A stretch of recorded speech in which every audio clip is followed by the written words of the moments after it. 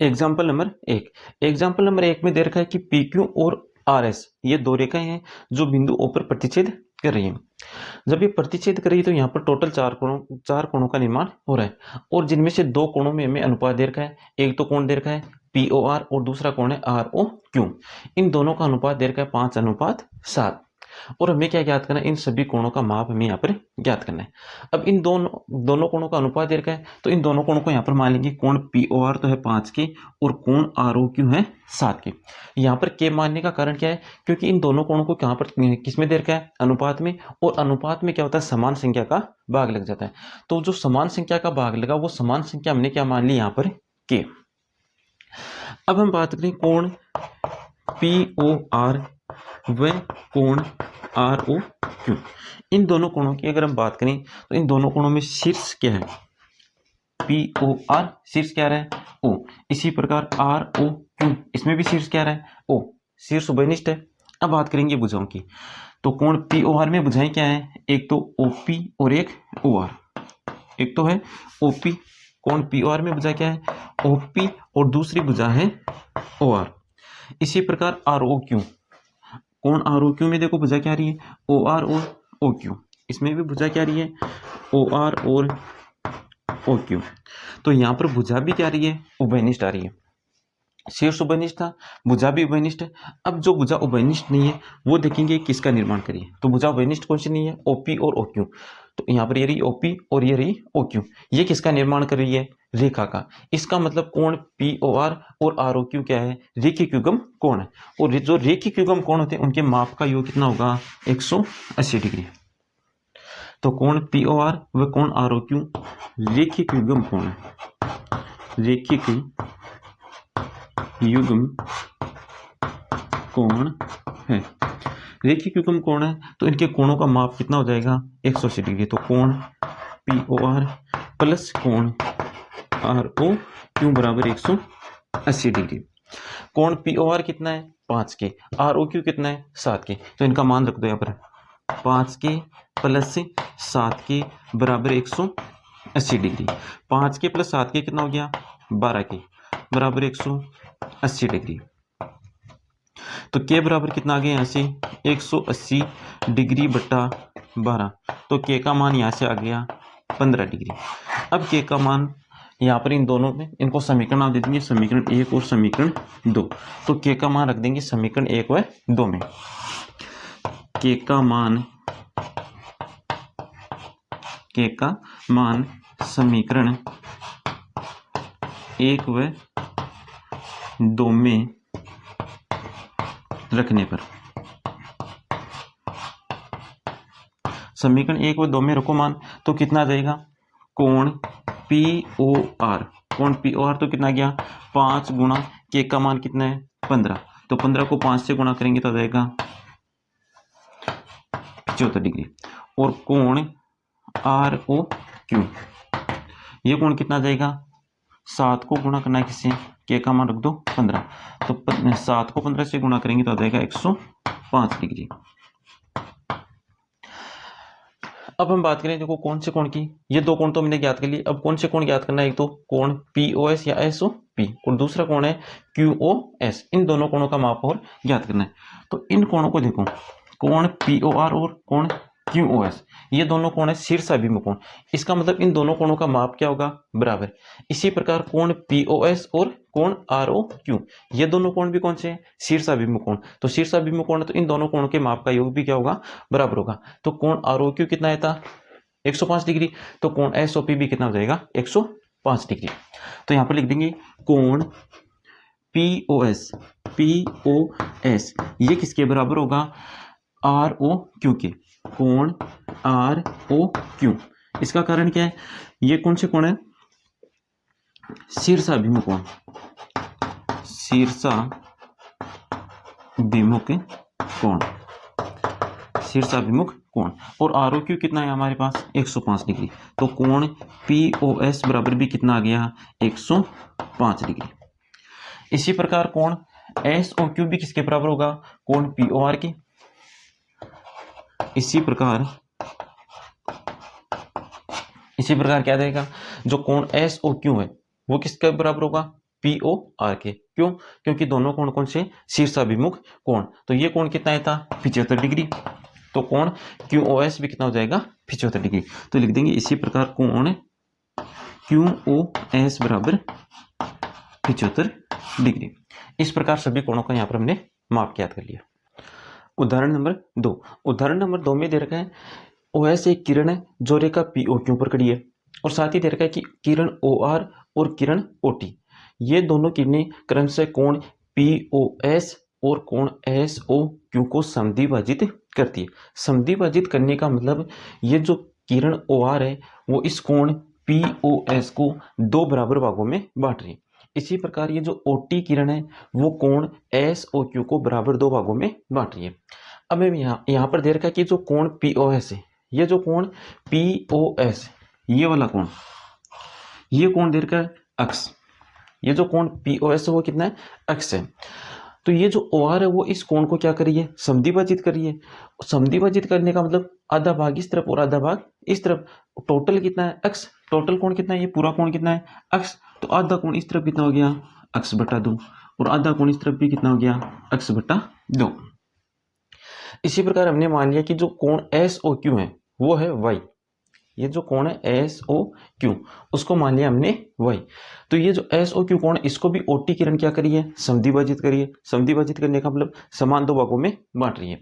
तो पूरा कोण यहाँ से लेकर यहाँ तक का वाई, तो आधा इस तरफ वाई, वाई बटा 2, आधा इस तरफ वाई बटा 2। हमें क्या ज्ञात करना है? हमें ज्ञात करना है कोण R O T. R O T ये वाला कोण कोण आर ओ टी। तो यहां से कोण आर ओ टी को क्या लिख सकते हैं? आर ओ एस, कोण R O S plus S O T, कोण एस ओ टी। कोण आर ओ टी बराबर आर ओ एस कितना है? एक्स बटा 2। एस ओ टी कितना है? एस ओ टी ये वाई बटा 2। तो कोण आर ओ टी यहां से कितना आ गया? एक्स प्लस वाई बटा 2। तो हमें ये कोण याद करना, एक्स प्लस वाई बटा 2। अब देखो कोण पी ओ एस, एक तो कोण पी ओ एस और दूसरा कोण एस ओ क्यू। इन दोनों कोणों की बात करें तो इन दोनों कोणों में देखो शीर्ष क्या रहा है? पी ओ एस में शीर्ष क्या रहा है? ओ। और एस ओ क्यू में भी शीर्ष क्या रहा है? ओ। इन दोनों में शीर्ष ओ है। और भुजाओं की बात करें तो पी ओ एस में भुजा क्या है? ओ पी और ओ एस। ओ पी और ओ एस। और कोण एस ओ क्यू में भुजा क्या है? एक तो ओ एस है और दूसरी भुजा है ओ क्यू। तो इन दोनों में देखो ओ एस भुजा क्या रही है? उभयनिष्ठ आ रही है।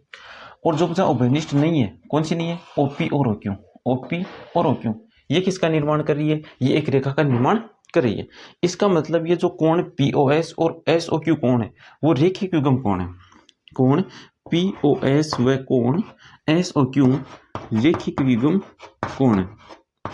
रेखिक युग्म कोण है। रेखिक युग्म कोण है तो रेखिक युग्म कोण के माप का योग कितना होगा? 180 डिग्री। तो कोण पी ओ एस प्लस कोण एस ओ क्यू बराबर 180 डिग्री। अब देखो यहां से पी ओ एस को हम क्या लिख सकते हैं? P O S, P O S कितना है? टोटल एक्स, इसको लिख दिया X plus S O Q. S O Q कितना है? वाई, तो लिख दिया, इसे लिख दिया वाई बराबर 180 डिग्री। हमें क्या ज्ञात करना था? आर ओ टी, और आर ओ टी किसके बराबर है? एक्स प्लस वाई बटा 2 के। तो यहाँ पर एक्स प्लस वाई है, कितना लाना है? एक्स प्लस वाई बटा 2। तो दोनों तरफ किसका भाग दे देंगे? 2 का। तो दोनों तरफ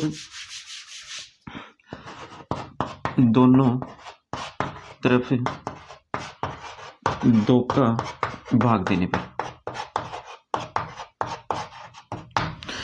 पर क्या आ जाएगा? इस तरफ तो आ गया एक्स प्लस वाई बटा 2 और इस तरफ आ गया 180 बटा 2। तो यहाँ से आ जाएगा एक्स प्लस वाई बटा 2 बराबर 90 डिग्री। एक्स प्लस वाई बटा 2 क्या है? कोण आर ओ टी। तो कोण आर ओ टी बराबर 90 डिग्री। तो ये जो कोण आर ओ टी है वो कितना आ गया? 90 डिग्री आ गया। उदाहरण नंबर 3, उदाहरण नंबर 3 में क्या दे रखा है, OP, OQ, OR और OS 4 किरणें, OP, OQ, OR और OS ये 4 किरणें दे रखी हैं और हमें क्या याद करना है कि कोण POQ प्लस कोण QOR प्लस कोण ROS प्लस SOP, इन चारों कोणों का जो योग है वो किसके बराबर होना चाहिए, 360 डिग्री के बराबर होना चाहिए। तो इसके लिए हम यहाँ पर रचना करेंगे। रचना में क्या करना है, जो किरण OQ है, ये जो किरण OQ है किसी भी किरण को ले सकते हैं। हमने यहाँ पर किरण OQ लिए और इस किरण OQ को क्या किया, पीछे की ओर बढ़ा दिया। ये जो किरण OQ थी इस किरण OQ को पीछे की ओर बढ़ा दिया। तो पीछे की ओर जब बढ़ाया तो यहाँ पर हमें इस पर एक बिंदु ले लिया T, तो TOQ एक रेखा प्राप्त होगी। TOQ क्या हो जाएगी, एक रेखा प्राप्त हो जाएगी। कब होगी, जब OQ को पीछे की ओर बढ़ाया तब TOQ क्या हमें प्राप्त हुई, एक रेखा प्राप्त हुई। अब हम बात करें कोण TOP प्लस कोण POQ की, इन दोनों कोणों की बात करें।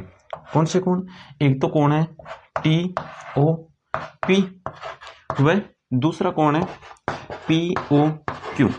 इन दोनों कोणों में शीर्ष O क्या रहा है, उभयनिष्ठ, और भुजा OP भी क्या रही है, उभयनिष्ठ। और जो भुजा उभयनिष्ठ नहीं है, OT और OQ दोनों उभयनिष्ठ नहीं है, ये किसका निर्माण कर रही है, कि रेखा का निर्माण कर रही है। इसका मतलब ये दोनों कोण रेखिक युग्म कोण है। तो TOP प्लस कोण POQ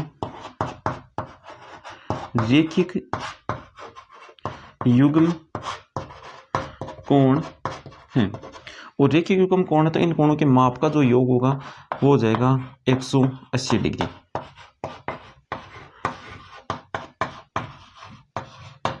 इन कोणों के माप का योग कितना हो गया, 180 डिग्री।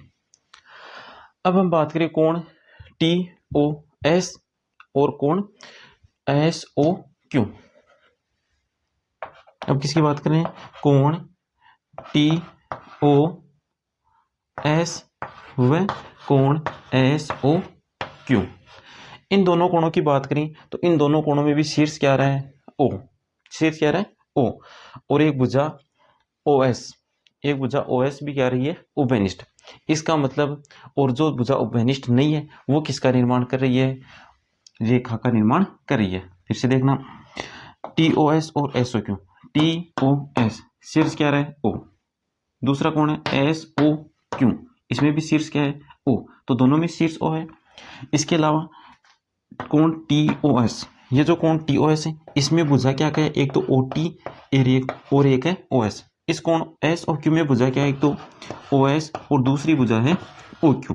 तो दोनों में OS भुजा क्या आ रही है, उभयनिष्ठ आ रही है। और जो भुजा उभयनिष्ठ नहीं, उभयनिष्ठ कौन सी नहीं है, OT और OQ। ये रही OT और ये रही OQ, ये किसका निर्माण कर रही है, रेखा का निर्माण कर रही है। इसका मतलब ये दोनों कोणों का जो, इन दोनों कोणों का जो युग्म है वो भी कौन से कोण है, रेखिक युग्म कोण है, रेखिक युग्म कोण है। अतः इन दोनों कोणों के जो माप का जो योग होगा वो कितना हो जाएगा, 180 डिग्री।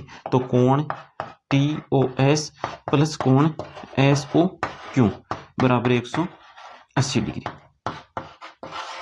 अब क्या करना है, इन दोनों समीकरणों को हम जोड़ देंगे, बायां पक्ष में और दायां पक्ष दाएं पक्ष में।